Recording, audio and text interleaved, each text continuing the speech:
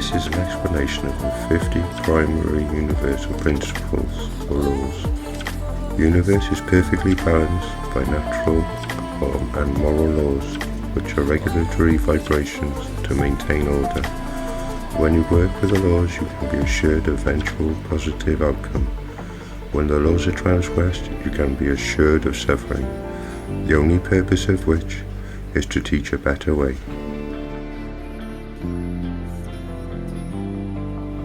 Number 1.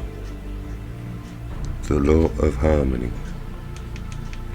This law supersedes even the fundamental law of karma, for harmony is a supreme potential of balance. The purpose of karma is to attain harmony. If you throw a rock into a pond, you disturb the harmony of the pond. You are the cause, and the effect is the splash and the ripples that flow out and back until the harmony is restored. Now similarly, your disharmonious karmic actions flow out into the universe and back upon you, lifetime after lifetime, until eventually your own harmony is restored. So, as you experience your life, you and the entire universe are experiencing the karmic ripples which will eventually result in harmony. Once you have evolved to the position of living an entire lifetime in harmony, you are free from the wheel of reincarnation.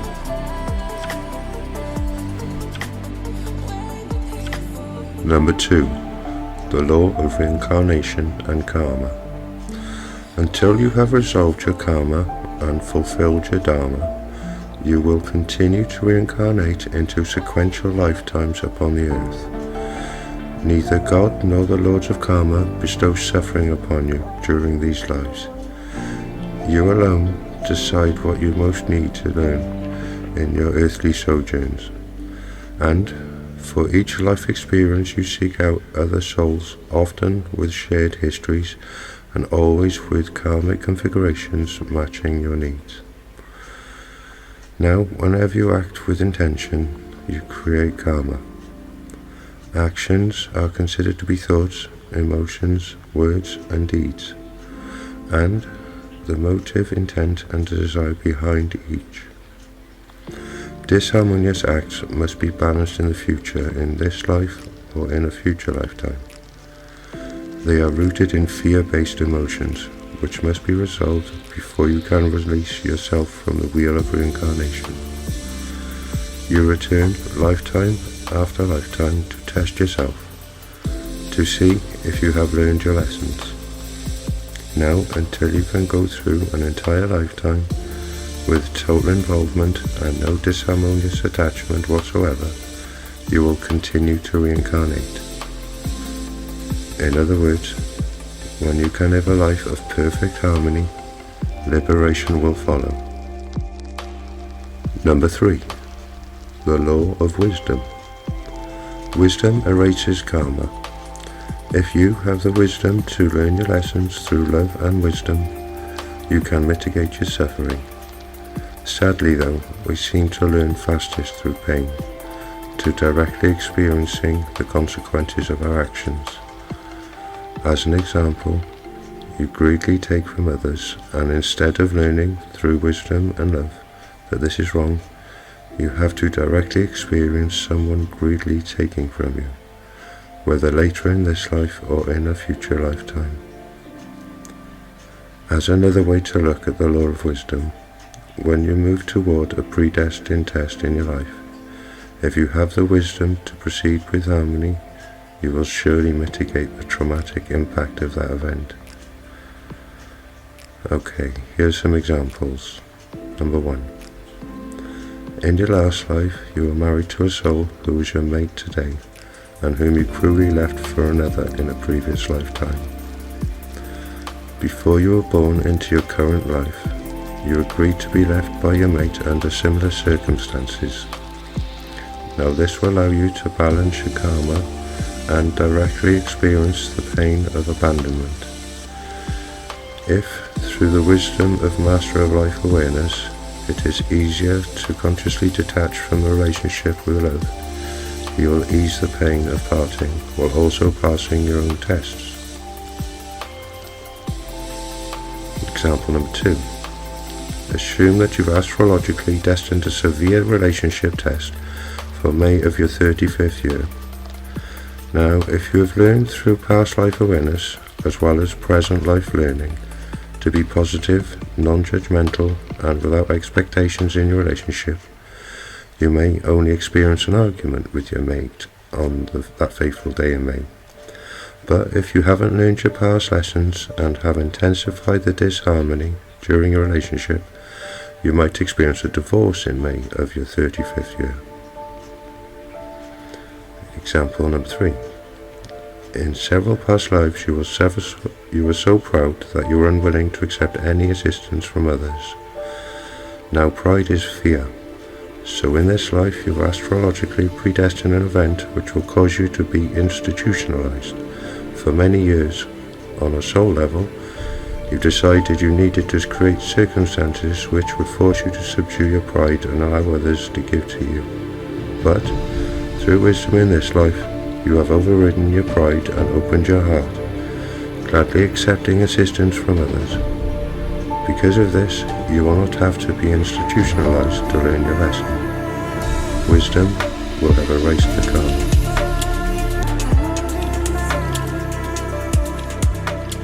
Number 4. The law of grace. Karma can be experienced to the letter of the law, or in mercy and grace. In other words, if you give love, mercy and grace to others, you will receive the same in return. Okay, here are a few examples. Example number 1. You have destined a future event in which you'll be the victim of slander and gossip, which will ruin your career. But in the years preceding this event, you have become so kind and loving to other human beings, it is obvious to your higher self that you have learned your needed lesson. So the predestined event will be mitigated with little or no effect upon you. Number 2. In a previous lifetime, you were a person of great wealth, which you used selfishly for your own and your family's indulgences. In this life, you have destined yourself to experience monetary need. But you are still giving with the little that you have. You release yourself from the self-imposed bondage, and once again rise above monetarily, always sharing what you have with those in need. Number 5. The law of soul evolution. Everyone on earth shares this goal of soul evolution, whether they realize it or not. We have reincarnated because we desire to spiritually evolve by rising above our fear-based emotions and learning to express unconditional love. In so doing, we raise our vibrational rate and move closer to a state of harmony. Even when it appears that you are not evolving, you are in reality making progress. We learn through the pain of our disharmonious acts, which can be viewed as our mistakes or failures. But if you fell off a bike 9 times before you learned to ride it on the 10th attempt, you needed 9 failures to achieve your final success. In reality, every failure was a small success, bringing you closer to accomplishing your goal.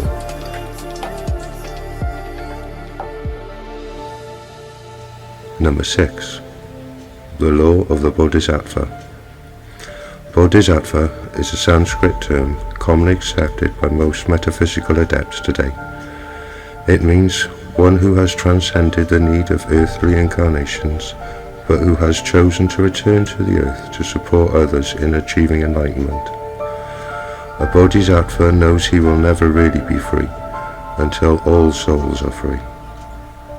Most serious students of metaphysics have entered the Bodhisattva development stage of their evolution.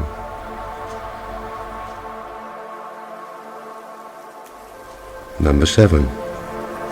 The law of vibrational attainment. The entire universe operates on the same principle of vibrational energy. When Einstein discovered that matter is energy, he opened the door to emerging science and metaphysics. The scientists have proven that energy cannot die, it can only transform. And, by its very nature, energy must move forward or backward, not stand still, for to do so is stagnation, resulting in transformation. Now you are energy. Your skin, which appears solid, is actually trillions of swiftly moving molecules orbiting each other at a specific vibrational rate, a physical life rate that you have earned in the past, as a result of how harmonious or how disharmoniously you have lived your past lives and your current life up until this very moment in time.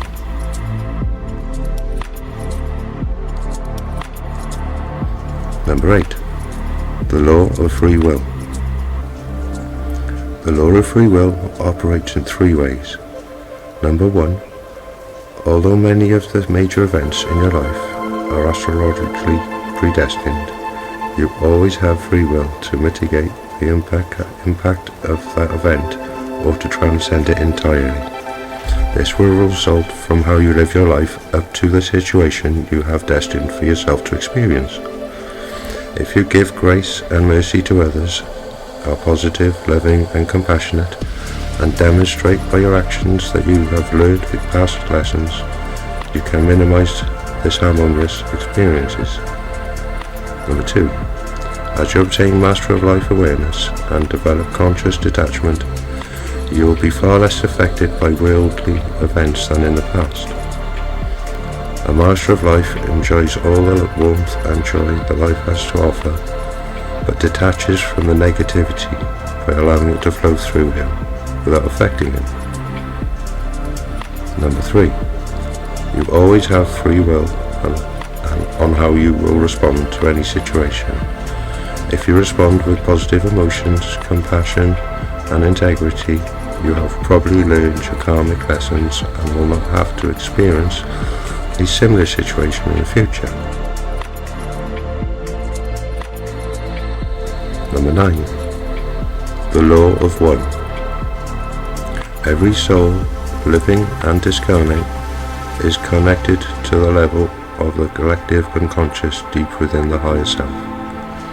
We are all part of a great energy gestalt called God, and because we are part of God, we are God. It is the goal of the gestalt to move the energy forward, creating more energy. So, in living harmoniously, we each increase our vibrational rate and intensify the vibrational rate of the entire gestalt. And when we are disharmonious, we decrease the vibration of the entire gestalt. Because we are one, everything you think, say and do, and the motive, intent and desire behind everything you think, say and do affects every other soul. Number 10. The law of manifestation. Everything manifest begins as a thought, an idea. Ideas and experiences create beliefs, which in turn creates your reality.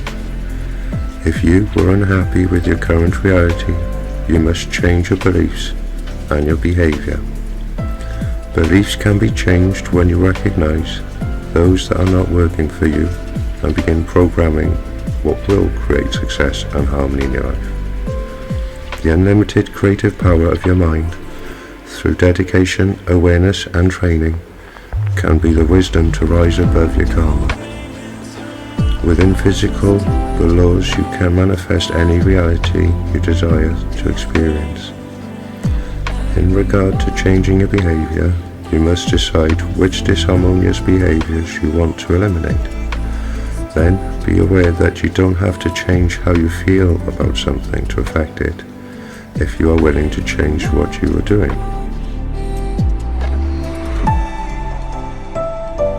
Number 11. The law of conscious detachment.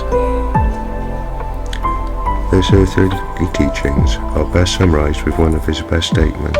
It is your resistance to what is that causes your suffering.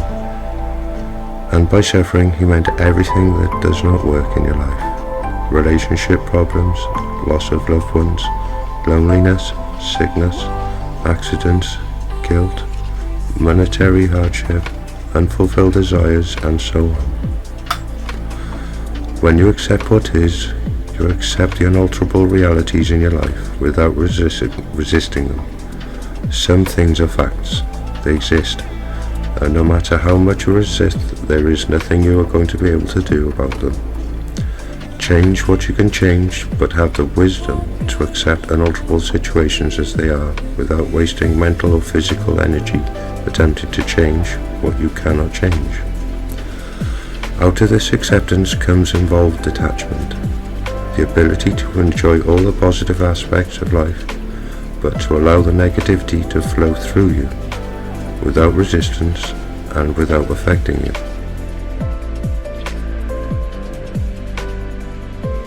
Number 12. The law of gratitude. From the perspective of karma and the law of one, the more you give, the more you will receive. The more you assist others, the more you assist yourself. The power of this law also works in your day-to-day life.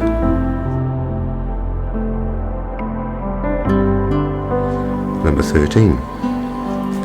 The law of fellowship. When two or more people of similar vibrations are gathered for a shared purpose, their combined energy directed to the attainment of that purpose is doubled, tripled, quadrupled, or more. This esoteric awareness has been used by Coven's esoteric religions, healing groups, and recently worldwide meditations for peace.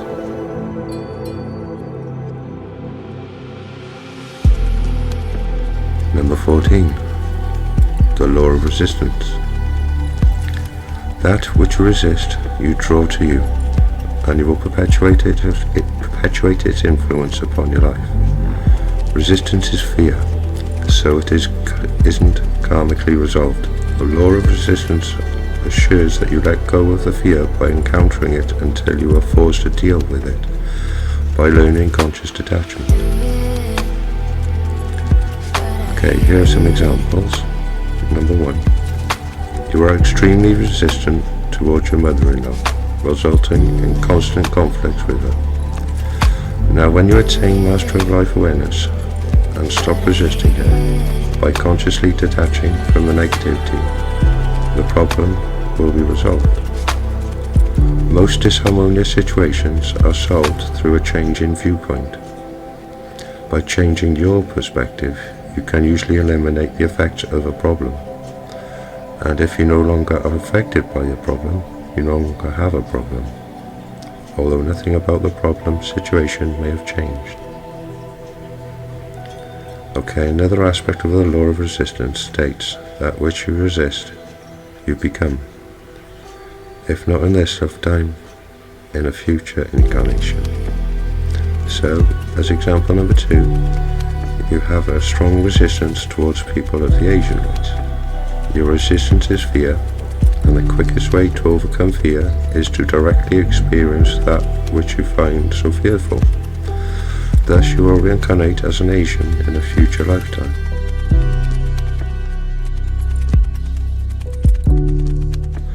Number 15. The law of attraction. Where your attention goes, your energy flows. You attract what you are, and not what you concentrate upon. If you are negative, you draw in and experience negativity. If you are loving, you draw in and experience love. You can only attract to you those qualities you possess. So, if you want peace and harmony in your life, you must become peaceful and harmonious. Number 16. The law of reflection. This law says that the traits you respond to in others, you recognize in yourself, both positive and negative. It has 4 primary manifestations. Number 1. That which you admire in others, you recognize as existing within yourself. Number 2. That which you resist in others and react to strongly in others is surely to be found within yourself. Number 3. That is and react to others something which you were afraid exists within you. And number 4, that which you resist in yourself, you will dislike in others. In other words, you have chosen to incarnate upon the manifest plane to learn to rise above the effects of fear. Those fears will always be reflected in your reactions to others. Thus, your goals are very obvious once you recognize how to perceive them. As you let go of the fear, you automatically open to expressing more unconditional love. Number 17. The law of unconditional love. The expression of unconditional love will eventually result in harmony. Unconditional love is not romantic. It is acceptance of others as they are without judgment or expectations. It's the total acceptance of others without attempting to change. The law of unconditional love says, if you go out of your way to express unconditional love, you automatically rise above fear, and as you transcend your fears, you automatically open to the expression of unconditional love. Number 18. The law of magnetic affinities. By astrologically choosing the time and place of your birth, you determine the nature and the effects you will experience within your life. On the other side, before you're born, you made decisions about the lifetime you would be entering into. You chose your parents, other souls to interact with, and the astrological configurations of your birth, which determine your character, personality, abilities, restrictions, and timings for strengths and weaknesses. If all of this seems too complicated to be real, be aware that you are only using 5 to 10% of the capacity of your brain, and the brain-mind researchers say that the human brain has 200,000 times the capacity of the greatest computer ever built. Such calculations as I've just described would be no problem for such a computer. Number 19. The law of abundance. You have within yourself everything required to make your earthly incarnation a paradise if you choose to accept that which is your natural birthright. We live in a universe of abundance, although the majority of those populating our planet appear to view it as a universe of scarcity. Number 20. The law of divine order. If you seek to understand the law of divine order, study the natural balance, for it works very much the same way. Everything is as it should be, although mankind is far from experiencing its potential of total harmony. There are no accidents. Your energy translated into thoughts, words, and motions and deeds causes all your experiences. This assures that you always have the learning opportunities you require to resolve your karma, and, as with you, the collective thoughts, words and emotions and deeds of mankind create the environment for us all. If enough souls focus their energy upon peace, we will have peace. If the majority of souls are filled with anger, we may all have to experience war. We are all one, and like the many sub-personalities within you, the dominant trait of mankind will emerge to resolve our group karma. At this moment, a born-again Christian evangelist preaches fear from a pulpit in West Virginia, while a yoga instructor directs a loving group meditation in Oregon.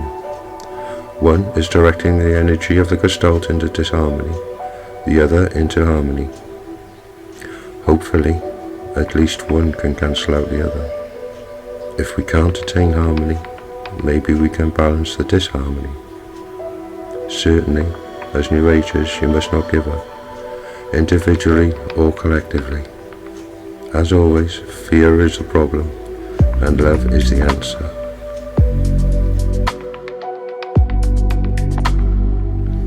Number 21 is the law of attitude. Nothing in the universe can harm you but your own attitude. It is your attitude that moves you towards events and experiences, and it's your attitude that will worsen or lighten any event, catastrophe or tragedy. You and you alone choose the attitude with what you will respond.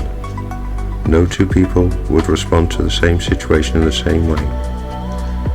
Every earthly incarnation includes traumatic experiences, and the better you understand the working of karma, the more likely you will be to put events into a spiritual perspective. Number 22. The law of threes. 2 is generally recognized as positive and negative, and becomes a law only when combined with a neutralizing force. When 3 becomes a unit, neither of the original 2 were more powerful or larger, and each behaves for itself and the benefit of the whole. Examples of Father, Son, and the Holy Ghost, conscious mind, subconscious mind, and superconscious mind, mother, father, and child. When a man and a woman are combined with the neutralizing state of marriage, they become a 3.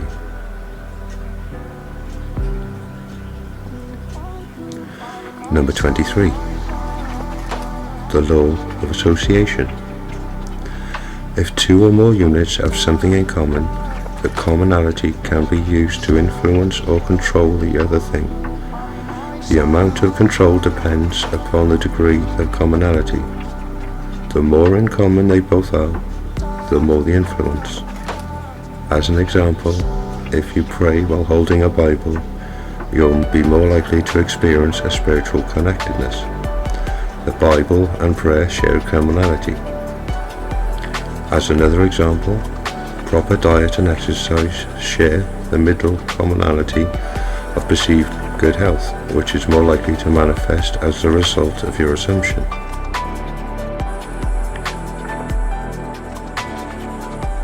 Number 24. The law of commitment. When you become clear on your intent, making a decision and obligating yourself to a task or a belief, everything begins to fall into place. If your direction is in harmony with the universe as it relates to your purpose. Now once you have pledged this direction, things begin to happen almost magically, as if you were a magnet, drawing into your experience that which is needed for manifestation. The key to this ultimate power is to have no indecisiveness at all, and the greater your emotional desire, the more power you will give to those on the other side who can assist you, and the more rapidly the manifestation.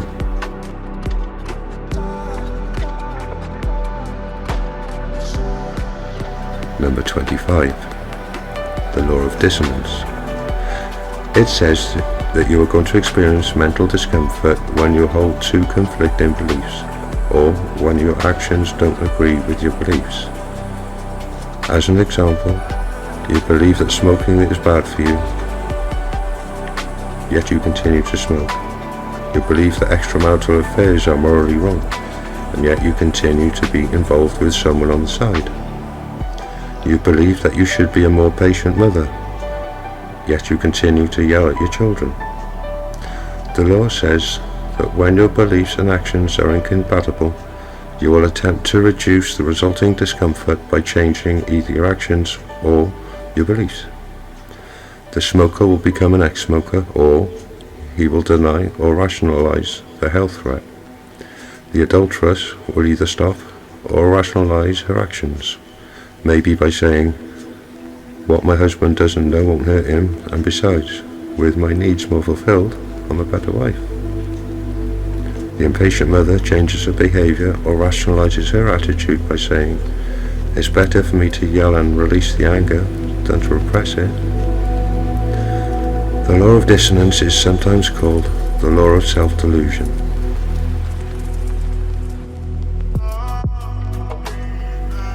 Number 26. The law of experience. It says that new information entering your mind destroys previous information of a similar nature. Once a pathway of information has been established in your brain, that viewpoint will prevail unless new information comes in to destroy and replace it. As an example, while a horseback riding, you fall off and hurt yourself. Now if that's the end of your experience with horses, your experience has been programmed negatively. That's why instructors always urge new riders to climb back aboard immediately after falling off your horse. You need fresh new input to erase the trauma of a fall. The law is an innate organic process that does not require your conscious attention or active participation. It suggests that the basic processes of the brain are in an endless state of growth and reorganization. Now, the law of experience can be used effectively in an altered state of consciousness programming, because your subconscious cannot tell the difference between fantasized experience and a real experience. So, as an example, if you always feel extreme anxiety and in crowds, in an altered state you could vividly imagine yourself perfectly relaxed in a crowded place. Your mind will accept this as a reality and invoke the law of experience. After a few days, weeks, or months of this programming, your mind will have totally experienced being calm in a crowded place, and it will carry over into your personal reality.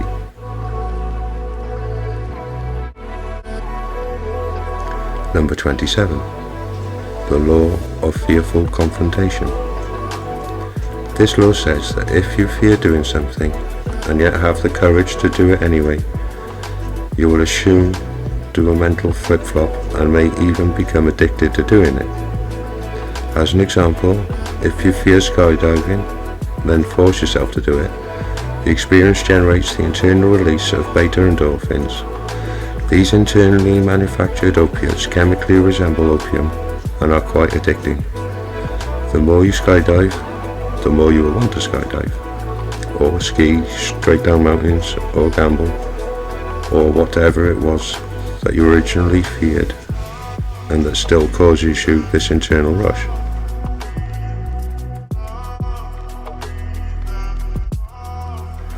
Number 28. The law of group consciousness. Every one of us is part of a great energy gestalt and connected on the level of the collective unconscious. Each individual aspect of the gestalt has its own electrical system, its own vibrational frequency, and interreacts with all other aspects. Thus, we are all electrically connected to one another and to a central point. On a higher self or psychic level, it is possible for anyone to tune into anyone else and to draw upon the awareness of the entire gestalt.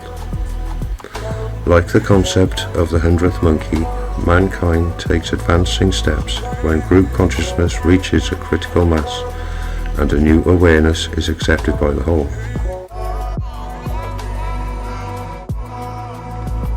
Number 29. The law of personal return. Although this law is really just another way to view karma, some people prefer it. It says, if you think negatively of someone or send hateful thoughts to them, the thoughts may harm the person, but in due course they will return to the sender.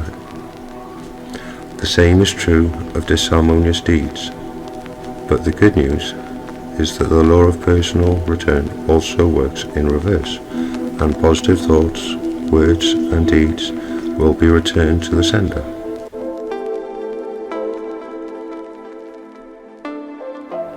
Number 30. The law of activity. It says that action is a result of thought and part of a triad. Every thought produces an alchemical process in your consciousness and is a manifestation of motive, intent, or desire. This union of two is necessary for action and will ordain the karmic implications.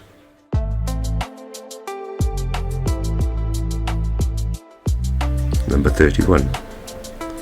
The law of denial. It says when you refuse to deal with a highly emotional issue or refuse to take responsibility for an unpleasant situation, you avoid living up to your potential. Such things can be put off for lifetimes, but the effect will be experienced mentally, physically, or as a lifestyle manifestation until you correctly balance the situation. Number 32. The law of new beginnings. It says that for each of us in our time, there are major life turning points. There is a break in the energy wave patterns and a complete change will result. Everything is affected by this change in flux, some things to a lesser degree than others. Examples would be 1. A traumatic situation or tragedy such as the death of a loved one. 2. A religious conversion.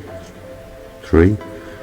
A point in therapy when something clicks and from that time on the patient begins to get well. And 4. A mother giving birth to a baby.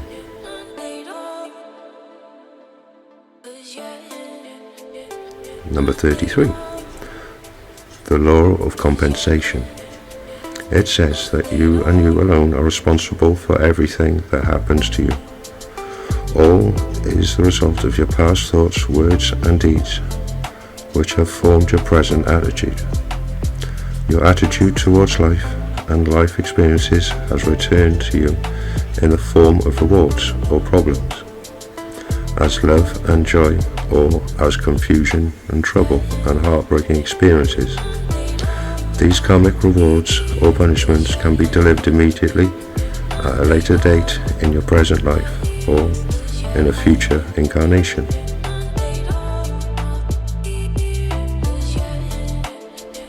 Number 34. The law of psychometric influence. It says that two things, animate or inanimate, once in contact with each other, will continue to act upon each other, even at a distance long after the actual contact has been severed. Matter coming into contact with other matter absorbs and influences as a result of the contact. There is a psychometric blending of the etheric emanations. Thus, the person wearing a piece of inherited jewelry will be influenced by the psychometric emanations of the original owner. The more empathic the person is, the more likely she will be to be influenced by the state of the mind of the original owner. As another example, when the contact takes place between two people, the intensity of the contact will dictate the degree and duration of the influence. So, a sexual union would result in a lengthy mental connection with the two people even if they did not see each other again. Neither might recognize this consciously, but on an unconscious level, contact and influence continues. Number 35. The law of totality. It says that each part of a totality has its own characteristics and also takes on the characteristics of the totality as a sum of its parts. Each part thus has two functions: to retain its own characteristics and to function as part of the totality. When separated, each part remains connected to the totality, and because it retains the characteristics of the totality, it can perform as the totality. Now you may not realize this yet, but since you are part of God, you contain the potential to perform as God. This law is often expressed as the law of one.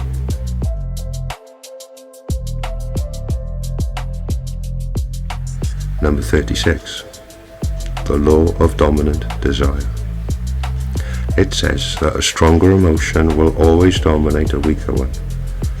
Every idea you perceive as the beginning of a manifestation, although all ideas are not expressed in reality, it doesn't matter which idea you consciously favor or even know to be desirable.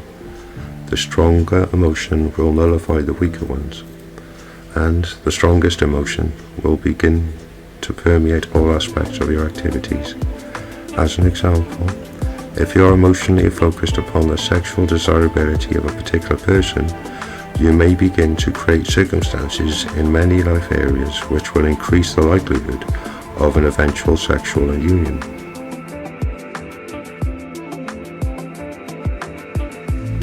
Number 37. The law of duality. It says the universe and all energy functions as a yin-yang balance, resulting in a tension between opposites. Yin is negative, yang is positive, and we all contain these dual aspects expressed as love and hate, harmony and chaos, good and evil. Actually, this tension is necessary for structure to exist, and human beings are energy structures. Now, don't be mistaken and think in terms of negative being bad. An automobile battery is a good analogy. One plate is charged positive, the next negative, the next positive, and so on. It's the interaction between the plates that generates the energy, but the negative plate is not better than the positive plate. Now, in relating this to your life, you must realize that without tension you don't exist. Thus, there is a need for yin balance in your life. Most people express their yin energy in undesirable ways, such as self-denial, excess hard work, gambling, dangerous activities such as driving too fast, or in arguing or fighting. Illness is an expression of yin energy, and war is the ultimate expression of mass yin energy. But your yin energy can be expressed in a different way, as positive challenge, and this is the best explained in the next law. Number 38. The law of self-destruction. It says, as a natural expression of the law of duality, that which is totally successful tends to destroy itself. Now you know this subconsciously, so there is no way you dare allow your relationships or career or spirituality to become totally successful. You realize if you reach that pinnacle, you greatly increase the potential for self-destruction. Now, here are some examples. 1. History proves that any country that has ever reached a peak has fragmented and collapsed all on its own when it was unopposed. Number 2. The second example is a couple that has struggled through many forms of adversity, getting the husband through college, sickness, a badly timed pregnancy, financial problems and family trouble, but eventually they arrive at a point going well. It's then that they get a divorce. Example number 3 is the spiritual seeker who is making profound progress only to backslide and behave very negatively. The recent fall of the most successful cult leaders and television evangelists make this case. Example 4 is a successful business executive who makes it to the top of his profession, then has a midlife identity crisis or nervous breakdown and destroys it all. Example 5 is the man who inherits wealth and destroys himself through dissipation. Example 6 is the honest man who becomes a powerful politician and becomes very corrupt. Now in each of the 6 examples, once total success was attained, there was no more challenge and destruction followed. Subconsciously, in each case, they desire to experience the challenge again. Unless you challenge yourself, you will stagnate. Now remember, you are energy, and stagnation itself is self-destruction, for energy cannot stand still. It must by its very nature move forward or backwards. So, instead of holding back, attain total success, but not complacency. Always give yourself great new challenges. If you let the challenge go too far, self-destruction is the result. If you don't incorporate challenge into your life, self-destruction is the result. If you keep challenge in balance, you succeed in maintaining your position and retaining your success. The secret is to consciously direct challenge in a way that minimizes jeopardy while fulfilling the yin-yang need of balance. This will usually be accomplished by wise risking.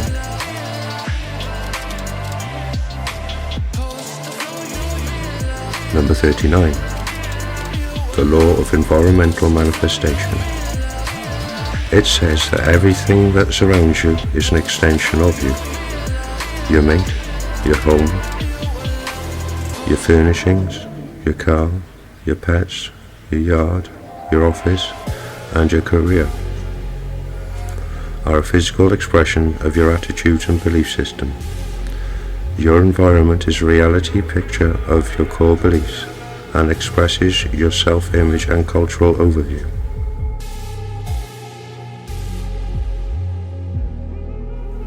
Number 40. The law of restriction. It says that man cannot create anything higher than his own level of understanding. Thus, society can never get any better than the level of mankind as a whole. Our systems for social change usually only add new burdens to already ineffective systems. Time has proven that this approach for new society doesn't work, and our mistake is in trying to right the wrongs of the world from the outside in. This is working on the effect instead of the cause, and is doomed to failure. Instead, we must work from the inside out. Every one of us on this planet can incorporate the power of harmonious thinking, which is the only long-term solution to poverty and limitation. To heal the world, we must each first heal ourselves.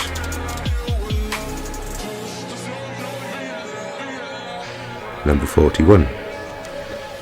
The law of self-worth.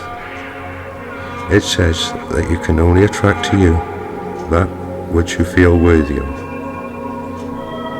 Your self-esteem is critical to your happiness and success. The truth is, you are not what you have, and you are not what you do. Beneath your fear programming, you are perfect, an enlightened soul, fully self-actualized, and living example of unconditional love. It is only lifetimes of fear programming that are keeping you from acknowledging who you really are. The more you can let go of the fears, the higher your self-esteem, and the more options you will have, and the more risks you can take. The better you like yourself, the better others will like you, and the more worthy you will feel.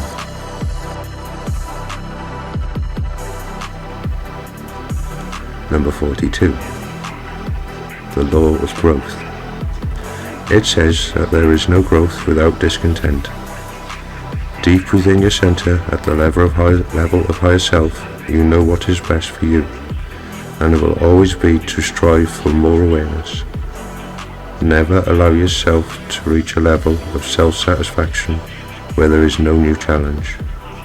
For most of us, there will be no growth without agitation or discontent. So the idea is to carefully study your dissatisfactions, for they will tell you what you were about to leave behind, and possibly point to new future directions. Make sure the future is one of happiness and success.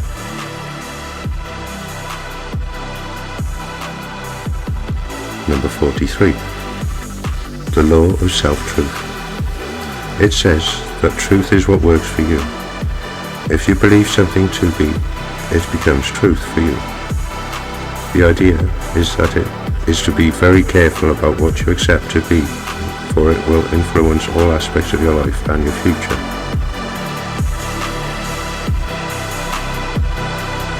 Number 44. The law of summarized experience. It says that you are the sum total of all that has ever happened to you in this life you are now living, and in all of your past.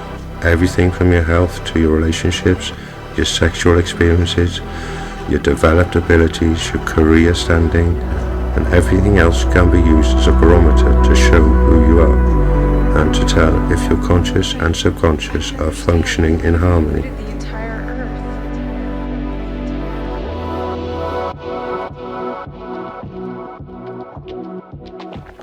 Number 45. The law of belief. It says you can have anything you want if you can give up the belief that you can't have it. as long as what you want doesn't conflict with someone else's belief. As an example, if you desire a fulfilling, growth-orientated one-to-one relationship but demand it to be with a particular person, you are not operating in harmony with the universe. As another example, in the area of accomplishment, you must leave the education necessary to create what you want.